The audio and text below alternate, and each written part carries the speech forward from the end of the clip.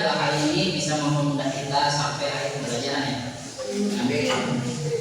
Sekarang Bapak absen dulu. Ini ada berapa anak nggak hadir? Harusnya ada 24. Yang tidak hadir siapa? Orang siapa? Bapak. Siapa? Semoga teman kalian tuh orang itu diberikan kesehatan nanti ya, jadi bisa bergabung banyak teman. Nah, supaya kita semangat, coba Bapak kita kalian berdiri dulu. Kita coba sebentar dulu. 1, 2, 3. 1, 2, 3, 4. 1, 2, 3, 4. 1, 2, 3, 4. 1, 2, 3, 4. 1, 2, 3. 1, 2, 3. 1, 2, 3. 1, 2, 3. 1, 2,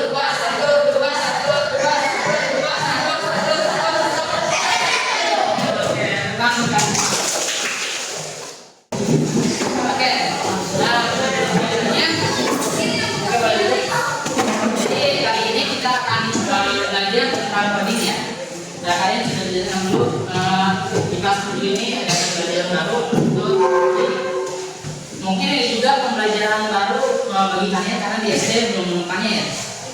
Nah, kali ini yang paling pertama kalian akan membahas itu tentang berpikir komputasional.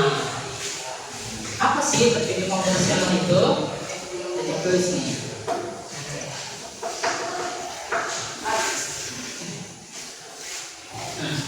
Kita harus tahu dulu kenapa kita harus belajar berpikir komputasional ini. Karena kebanyakan dari kalian pasti bakal nanya kan, Kak, kenapa sih saya harus belajar coding? Atau kalau di matematika, Kak, kenapa sih saya harus belajar matematika? Dan juga nggak pakai, dan ujung-ujung nggak pakai. Nah, sebenarnya untuk berpikir komputasional ini itu banyak manfaatnya. Nah, jika pembelajaran kali ini dilakukan dengan sungguh-sungguh, jadi kalau kalian benar melakukan pembelajaran kali ini, berpikir komputasional dapat membantu kamu dalam menghadapi berbagai situasi. Nah, kamu dapat menyelesaikan tugas dengan lebih cepat, membuat keputusan lebih baik, dan menghindari kebingungan saat menghadapi masalah yang rumit. Untuk itu, tujuan dari pembelajaran kali ini, jadi melalui metode diskusi, nanti kalian akan diskusi ya, nanti dibagi kelompok, tanya jawab, penugasan, diharapkan kalian itu bisa menerapkan berpikir komputasional untuk menyelesaikan secara efisien persoalan komputasi yang mengandung algoritma. Kenapa saya harus efisien? Kalian pasti suka dengar efektif dan efisien ya? Ada yang tahu nggak efektif dan efisien itu apa? Enggak.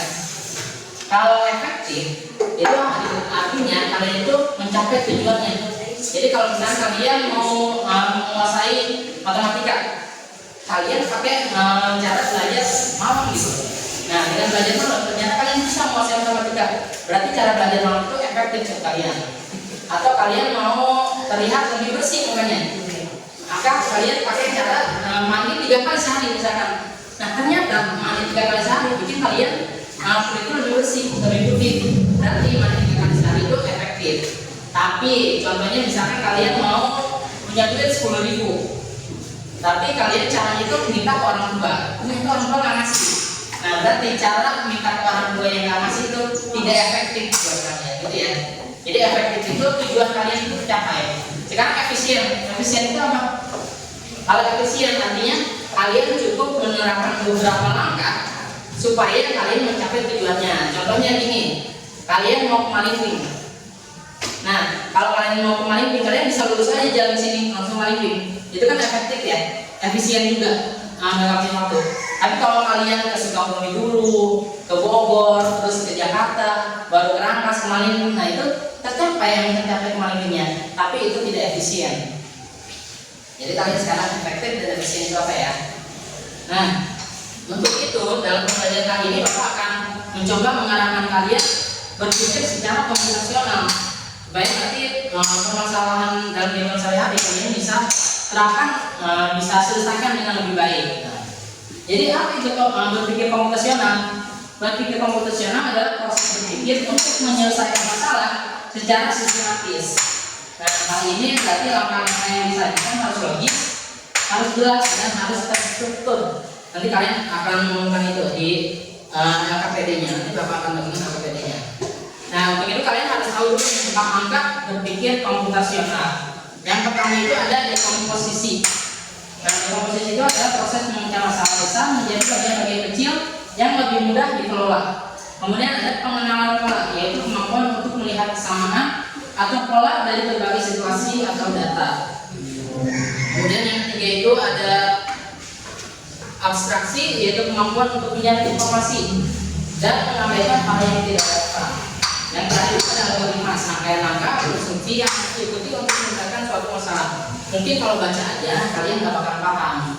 Jadi nanti bakalan praktek langsung gimana caranya kalian berpikir komputasional dan bagaimana kode ini bekerja untuk permasalahan kalian sehari-hari. Nah, untuk itu Bapak minta kalian nanti bagi kelompok ya. Namanya kelompoknya sesuai urutan aja ya. Kelompok 1, kelompok 2, kelompok 3, kelompok 4, kelompok 5. Oke. Ingat ya nama kelompoknya. Ini di sini nama kelompok sama nomor kelompok. Ini dari diisi nama dan nomor kelompok dulu. Jangan dulu dikerjakan. Diisi dulu biar kalian tahu tugasnya apa. Dan diisi nama dan nomor kelompoknya.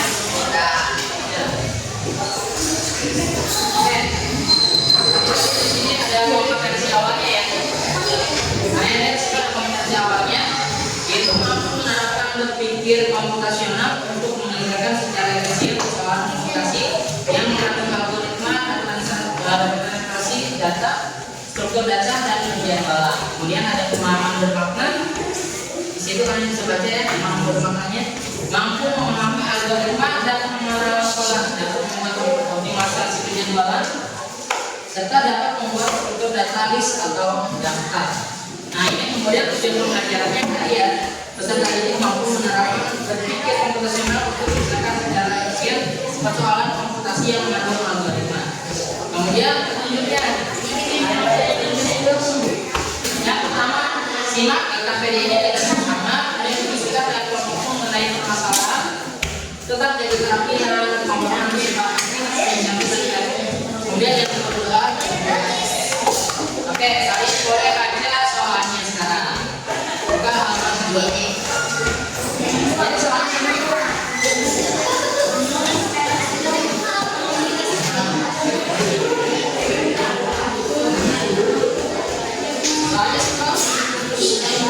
nah, Bapak minta satu orang baca soalnya.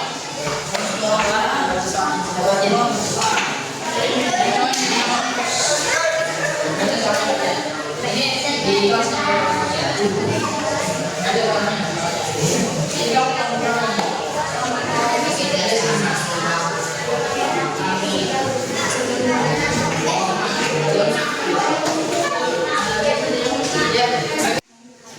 Nah, ini mau bacakan ya. Jadi di sini bicara tentang manik-manik. Kalian tahu manik-manik? Tahu. Pernah bikin gelang? Nah, di sini si Kiki ini punya manik-manik yang warnanya berempat. Ada warna merah, hijau, kuning, dan biru. Nah, di sini pengen bikin manik-manik yang urutan warnanya itu udah ada. Jadi urutannya itu harus warna merah dulu, hijau, kuning, dan biru. Nggak boleh ada warna yang nggak berurutan. Selama 4 warna manik-manik tersebut masih tersedia, jadi maksudnya pokoknya udah ada, Kiki tidak boleh mengubah urutan warnanya. Setelah memasukkan manik-manik biru, Kiki akan kembali memasukkan manik-manik warna merah lagi. Jadi kan merah, hijau, kuning, biru, setelah biru, merah lagi. Jadi kembali lagi ke merah.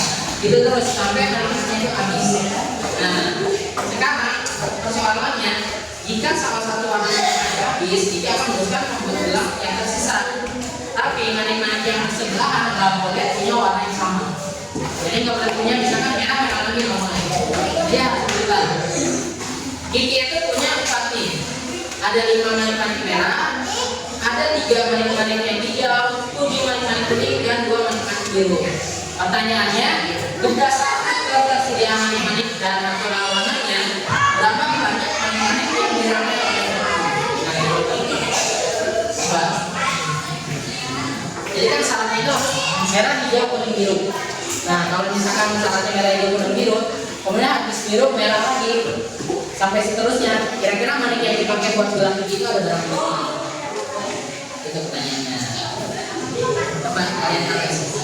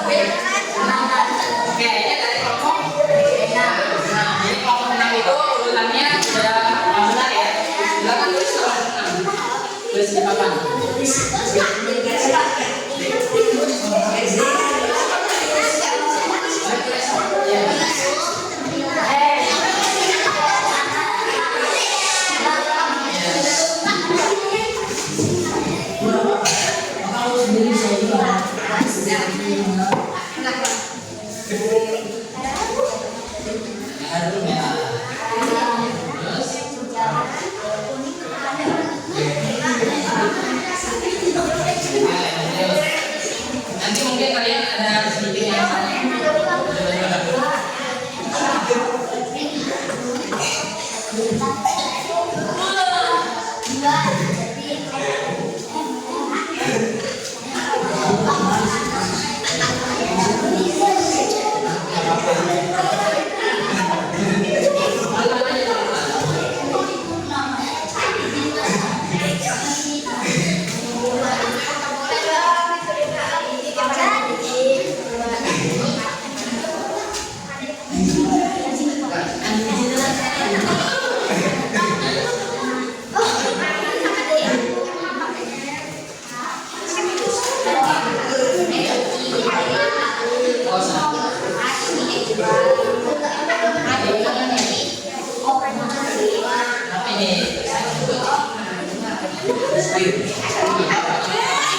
oke, jadi ini kelompok 6 itu, jadi ada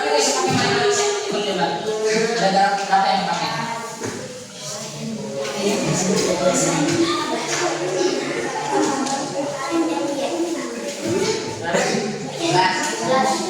mayoritas? Hitung coba. Ada berapa yang pakai?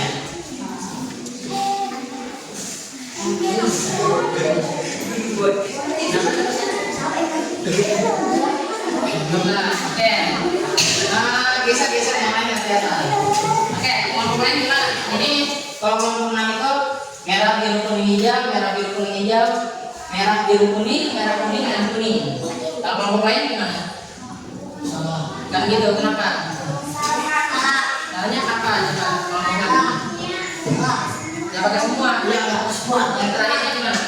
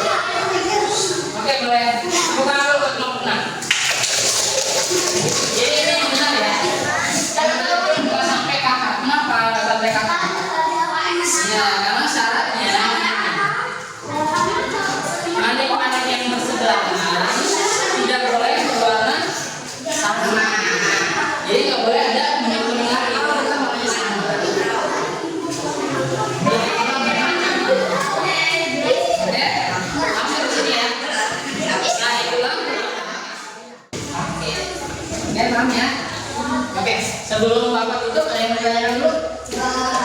Enggak. Oke.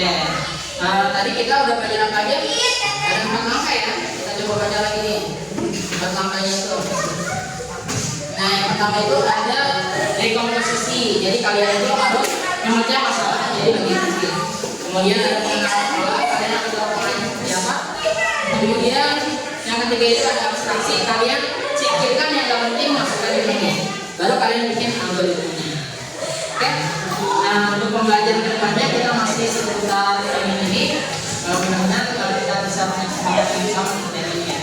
Oke, itu dulu kita coba cukupkan.